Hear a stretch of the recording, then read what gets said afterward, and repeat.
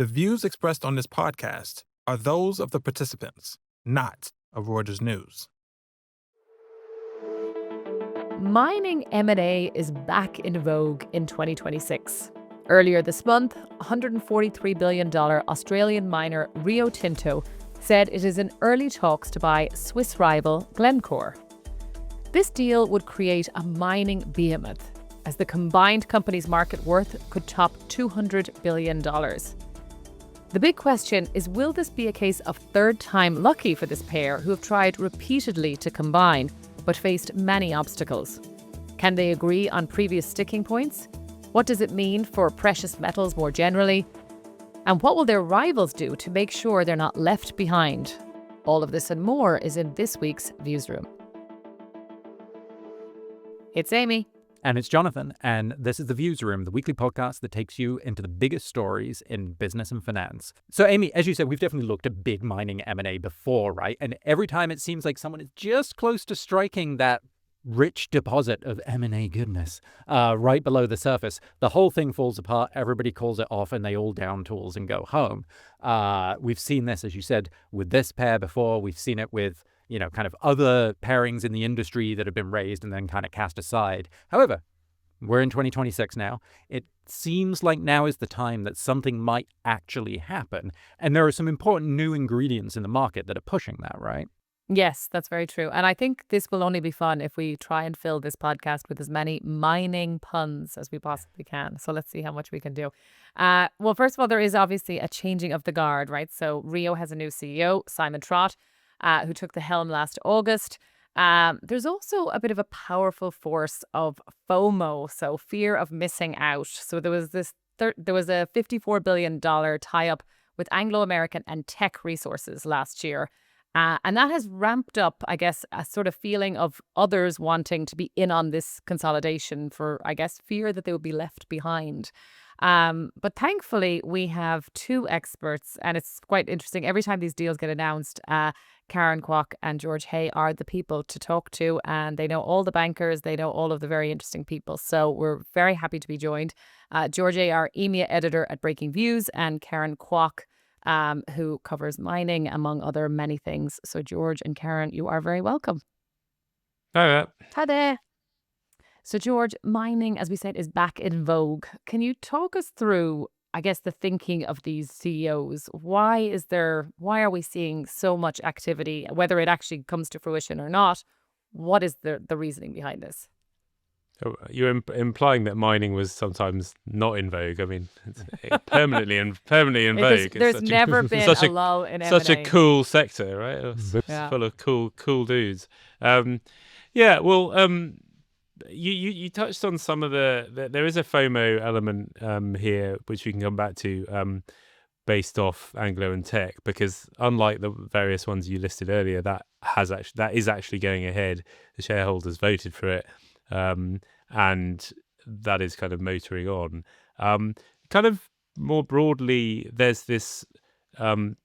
People in mining tend to look at it as this distinction between buy and build, and build just means like what you might expect miners to do, which is just do a load of mining projects. But in order to do that, you have to it's become increasingly hard for these big companies to make the kind of returns that they would want, and you need the copper price to be.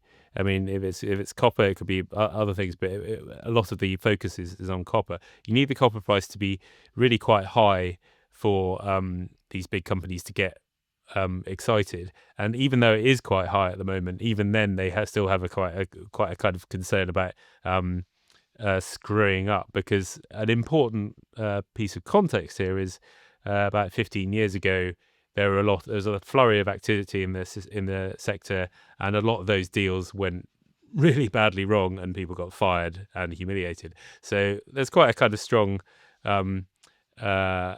impetus to not have a repeat of that. But where we are at the moment is because build is quite difficult to do. People are coming back to maybe we can do deals, and that's where that's really why BHP the biggest mining company in the world, tried to buy Anglo American in 2024. That didn't work. At the end of last year, they actually tried to come back and buy it again. That didn't work again. But in amongst that, Anglo American and Teck have teamed up. And the interesting thing about that deal is that there are a lot of cost synergies coming from it, but the main thing that makes the finances of the deal really fly is that the two companies have copper projects in Chile which are right next door to each other. So making those synergies is much easier to do. So that's where we are, but we can go on to talk about Glencore and Rio. Right, yeah, because like you say, seems like there's some low-hanging fruits, like some key opportunities you can kind of pick up there if, like you say, build is too expensive, so you turn to buy. Karen, I'm curious, that simplistic formulation doesn't really work out a lot of the time, right? Like George says, there's the memories of past humiliations, but surely if there's a bunch of these easy wins to get, these folks should all be consolidating at the moment, right? Yeah, I think George also touched a little bit already, because in this deal between Teck and Anglo American is this Chile mine that makes the difference because they're next to each other.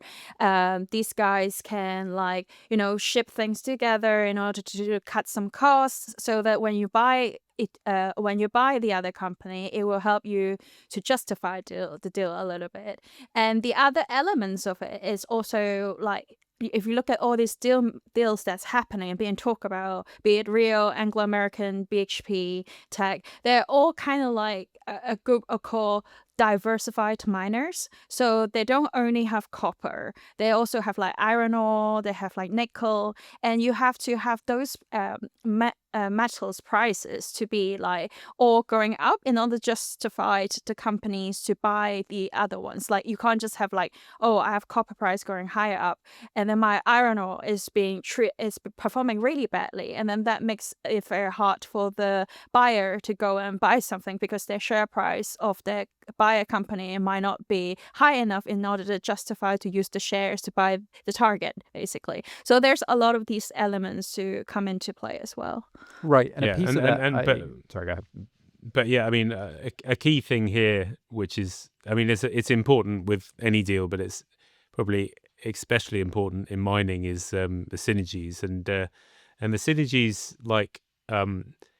the point is on Anglo and Teck. The reason why both those companies' shares went up when on the day the deal was announced, and people pass the deal and like it, is because they can see the synergies there. It's very clear and obvious why you're going to get synergies from it, and therefore you know 2 + 2 = 5, and it's worth doing. The trouble is, we can come on to talk about this, but the trouble with some of the other combinations, because they don't have very simply two mines right next door to each other. Getting those synergies is going to be a little bit harder. Yeah, and so a piece of that is it's probably really difficult to have everything moving in the same direction and crucially moving your way at the same time, right? Because I imagine copper is super important for the energy transition as everything electrifies, and then you've got coal, which is kind of a divestment story in established markets. Maybe you're hitting a China peak or whatever. So I'm presuming you're always going to have these two pieces kind of moving not in tandem, which makes this all more complicated. And I think, Karen, you've kind of written before about possible ways in which you can chop up and repackage these companies in ways that kind of get around that, right? Yeah, so the upcoming deal that is still being discussed, Glencore, for example, that is a very interesting one because they have a huge coal business, with I think it's one of the world's biggest one, and then also they have the little copper bits that's hosted.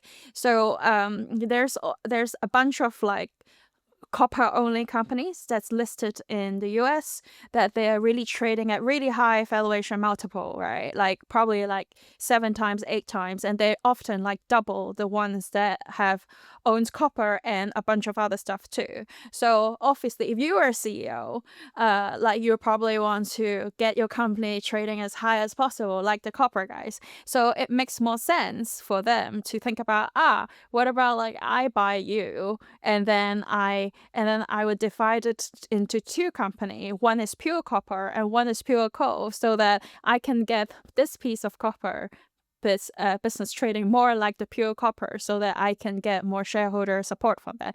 And I think that's the like incentive in terms of like buying up and then like getting more value out of it for the shareholder, suppose. So what companies are we talking about here, Karen? Who are the ones that can sort of slice off these different parts of the business, and why has that not worked up until this point? Well, I think the obvious one currently is definitely Glencore. They have positioned themselves like for a very long time that we are good to buy because good to be bought, because they are trading like often at a discount like 4 times. But they also have a big problem because they have like a trading business, which is very volatile, create volatile revenue and so on. So very hard to predict what's the valuation, and also the coal business I talk about, because even we are still using coal these days, and ESG is still a big problem, and a lot of people are still concerned about how long can it be run, and that kind of affects the valuation as well. I think that's one of them. Do you have another one that you can think of, Josh?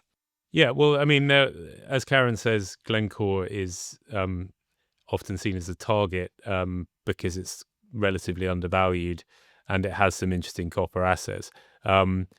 But I mean, BHP is still waiting around without a partner, and it's not obvious what their next move is. But the actual matter at hand at the moment is a combination between Glencore and Rio Tinto, which is like the world's second biggest miner. Now that kind of makes sense in that Glencore has basically quite a few interesting near-term copper project prospects, but it doesn't have a particularly strong balance sheet, whereas Rio Tinto does. And if you're Rio and BHP, the biggest miners in the world, what you really want to do is kind of move towards more towards the transition metals, such as copper, such as nickel, but copper in particular. And what they currently have instead is a load of iron ore, which is throws off a lot of cash when the price is quite good, but it's not something that excites investors in the way that copper does. So that's why Rio and Glencore are thinking about tying up, and that's the kind of there are a number of reasons why it should go through. Can I ask as well, George, you mentioned obviously the humiliated CEOs in certain cases when the deals just didn't come about. How do you think that the sort of, I guess, the chemistry or the CEOs that are now in charge of these companies, does that make it more likely that this will happen? Yeah, I think so. I mean, as we mentioned before, Rio has a new CEO, Simon Trott. He was an internal appointment, but it is a new face, and someone coming in wants to make their mark. That makes it more likely. Gary Nagle, who runs Glencore, has, as we were talking about, has a kind of it's clearly something he wants to do to try and sell the company in via a good deal. I mean, if we talk about kind of personalities and psychology of it, the really interesting one is Mike Henry at BHP, because he was the one who tried to buy Anglo American in 2024, and he came up with a kind of quite elaborate plan to do it, whereby Anglo would kind of get rid of various other things first, and then BHP would deign to buy it. And perhaps unsurprisingly, Anglo went, like, do one, basically. You're not buying us, and they didn't. But there's speculation about him leaving this year. He's been CEO for some time, and it's quite possible that he, certainly at the end of the last year, this second approach they did to come and try and buy Anglo, we were quite scathing about that because it just seemed like a rather random thing to do, rather rushed, and they clearly didn't bid a particularly competitive price. But if you're him, you would really love to just do a really big transformative deal which went well, and then everyone will remember you as the guy who did that deal, rather than someone who tried to do a load of deals and didn't. Well, Right. but And then if oh, you sorry, go. sorry, I just want to add one line. Well, but I kind of wonder like whether or not he will just leave it like this time though, because like as you said, right, like before he actually failed a couple of times. So if he wants to do another deal to go after Glencore this time, he needs to make sure that this is perfect, or like that he'll Yeah. for sure get the deal, right? And then the other thing is that because he has been with BHP for such many years, if he really goes for Glencore, he will need to stay for like at least 4 or 5 years in order to get the deal done, to see it through. I So can't quite that see would that, be but yeah. yeah. Yeah. Exactly. So that might be a tough decision for him for sure, right? Yeah. Yeah. Well, this is why our colleague Anthony Curry is of the opinion that what will probably happen is that BHP will sit this one out, hope the copper price falls in the next couple of years, and hopefully, therefore, the valuations of some of the things it could conceivably buy, they fall as well, and then they come back, perhaps under a new CEO, and try their luck again. But as Karen says, the only thing more embarrassing than trying to do a big deal and goofing it up twice is doing it 3 times. So that if I was him, that would be a kind of quite strong disincentive to entertaining that idea. Right. And I want to satisfy Amy's desire for mining metaphors here. So what we have is the rich ore of abundant potential here in the combination of the companies. The narrative makes sense. It's riddled with the impurities of Some sort executive of seam, pride some sort of and seam. historical preponderance of evidence that things can go awry. You are the Alan Partridge of mining analysis. Yeah. But I want to take it one step further, George. I want to refine this down to the cold gleaming bullion of financial my gosh. analysis. Wow, we're going for it. Okay. We're going for it, Jonathan. Karen, like Yes. if you have run the numbers on these deals, right? Setting everything else aside on a spreadsheet, do they make sense? Yeah, so if you look at, obviously there can be loads of combination, but if you just look at Glencore and Rio Tinto, if Rio Tinto offers, say, 26 premium, and then adjusting with like 1 billion of like cost saving because they have overlapped London head office, then Rio Tinto can pretty much get a pretty good return, like a justifiable, not very good, like as in like a fair return for itself by buying Glencore. But then they also can create more value by just breaking them after they acquire Glencore and then breaking themselves up, as I was mentioning before, and list the copper bit in London and then coal bit in Australia, and the iron ore bit in Australia, in order to extract value, and that will create a substantial level of upside for shareholders, basically. Yeah, but one thing that's important though is we don't. There seems to be quite a lot of differences of opinion of what kind of synergies. Going back to the synergies point we were talking about earlier, it really is. This is a takeover. This is not a kind of likely to be a merger. It's like a takeover by Rio of Glencore, and there seems to be a difference of opinion of how big the synergies actually are, whether they're 1 billion annual, 2 billion, more or less. And it does, needless to say, it kind of closely affects the size of the premium that Rio can offer, and therefore the attractiveness of how attractive they can make this for Glencore. So it will, given we don't quite know what the right level for synergies is, it's quite difficult to kind of be more specific, but it might kind of it as a lot of these things do, it'll kind of boil down to how much does Glencore how desperate is Glencore basically to get sold, and how desperate is Rio. But when we know more about synergies, it will become more obvious the kind of premium they could offer. So you got a new CEO, and you have certainly a lot of interest in this, in certainly M&A happening. So I would imagine we will know. I think it's Karen. It's like February 5th, right? Yes. Before they have to walk. Yeah, they have to make an offer. So we will be in the next few weeks. We will see what happens. But Karen, George, for now, very nice having you on. Thanks for having me. Cheers. Thanks for tuning in. This podcast was produced by Cheryl Pena in New York and Gregory Garner in Toronto. You can listen to a new episode of The Viewsroom every Thursday on the Reuters app or your favourite platform. And don't forget to tune in to our sister podcast, The Big View, every Tuesday, as well as the other great podcasts from the Reuters team. If you like what you heard, please follow The Viewsroom and let us know what you thought. We have a new email address where you can send feedback, which is breakingviews-podcasts@tr.com. And check out our views on the biggest stories in business and finance every day on breakingviews.com and on reuters.com.